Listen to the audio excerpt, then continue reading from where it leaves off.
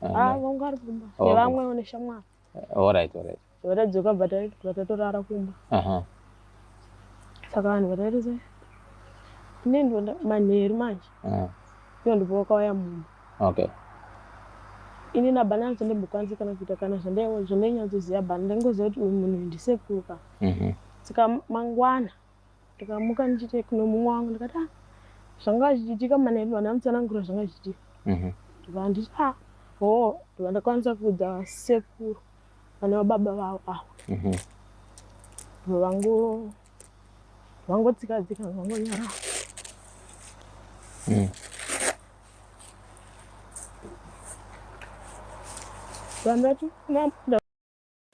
Tinashe Mugabe avhura hombe. Pane nyaya yabuda pa-DNA show yaTinashe Mugabe yasekuru vakamitisa muzukuru wavo ane 14 years, mwana watete, tingangoti muchishona anenge ari mwana wahanzvadzi. Ndazoona hangu vhidhiyo yachona ndikaona kuti this is very, very heartbreaking to see that this is happening in societies and this is happening in families, and mafamilies anongozvikipa zvakadaro. Tinoziva kuti muchishona chedu vanhu vanotaura vachiti muzukuru mudonzvo wepwa and other things, but chavanokanganisa pashona ndechekuti nyaya iripo pakuti muzukuru mudonzvo wepwa haisi yekuti ubva wamuita mudzimai. Nyaya iripo ndeyekuti muzukuru paanenge aripo ari free kutaura nasekuru vake zvekuti vanokwanisa kutsununguka kutaura nyaya dzinenge dzichivanetsa and vasina malimitations, just like almost what he does to his wife. But there is no benefit of kurara nemuzukuru. So this is a very sad story. We hope that the authorities who are going to watch this video are going to look into the matter and probably get this man to face the arm of the law. But we know that there are other things that may happen in the background, but these are sad realities that are happening in families. Pamwe pacho mucharangarira pane video yakamboitwa 2 years ago, iya inonzi forogonya yamai vaipopota vachiti mwana ndewanhingi, vachiacuza murume vachidii, asi vachiziva zvavo kuti mwana ane muridzi. Saka nawo izvozvo zviri kuitika mumafamilies, vanhu vanovharidzira zvinhu zvinenge zvaitika, zvinhu zvinorwadza, zvinhu zvinosiririsa. But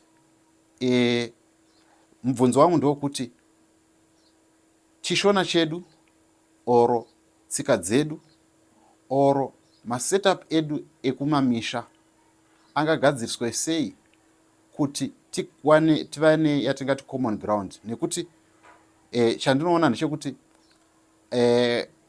vaya vakati dzidzei oro vakaendawo kuchikoro vanenge vachiti munhu ngaasungwe, vari kumusha vanenge vachiti kana vanhu vakakwanisa kutaurirana zvinofanira kutaurwa mufamily zvopera, vanhu votaurirana voregerana pove neclosure.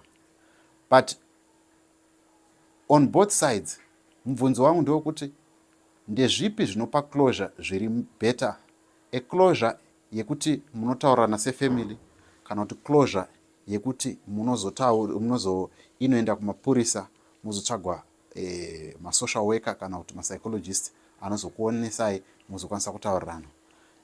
Ndekupi kune closure iri nani inokwanisa kuzobatsira munhu kuti upenyu hwake uzoenda mberi asina chigumbu chezvakaitika kumasure. Mubvunzo wandiri kuda kupa kwamuri kuti ndeipi nzira iri nani oro ndeapi matanho ari nani anoita kuti nyaya idzi dzinoitika mumhuri dzekuti vanhu vanenge munhu anenge amitiswa nabamukuru, munhu anenge amitiswa nabhudhi, munhu anenge amitiswa nemunhu womufamily nasekuru, zvinofamba sei? Ndezvipi zviri nani oro ndepapi patingawane middle ground? Nekuti vamwe vacho anogona kumitiswa nasekuru, sekuru vacho voenda unopika voita maybe 4 years or 5 years vodzoka.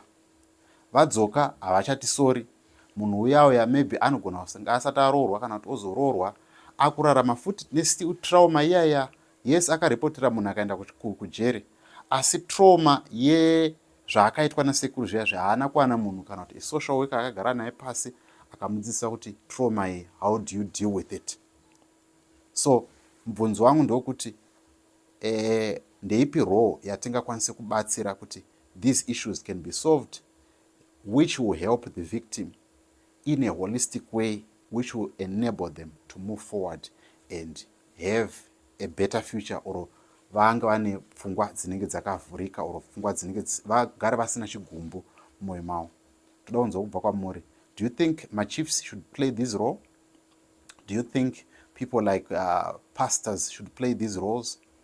Even my pastors, they've got their fair share of accusations of such. Ekuto pavaskana vemuchechi nhumbu vachivamitisa samwe vachivaudza kuti bvisai nhumbu, a whole lot of that. What methods or mechanisms can be applied in order to address this? Because zviri kuitika mumafamilies, but in the end methods atiri kushandisa, they are not really helping my victims in totality. I'd love to hear your thoughts in the comment section.